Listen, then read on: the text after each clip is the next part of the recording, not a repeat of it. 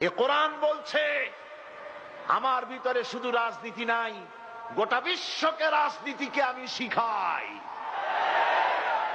অর্থনীতি শিখাই, পৃথিবী চলবে কিভাবে তা আমি দেখাই। এই জন্য এই কোরআনের আসল মুফাসসির তো আমি নই। কোরআনের আসল মুফাসসির তো মাওলানা সিফাতুল্লাহ সাহেব নন, এর মুফাসসির তো মাওলানা আবুল কালাম আজাদ সাহেব নন, এর আসল মুফাসসির তো মাওলানা কামাল উদ্দিন জাফরি সাহেব নন। এর আসল মুফাসসির কে?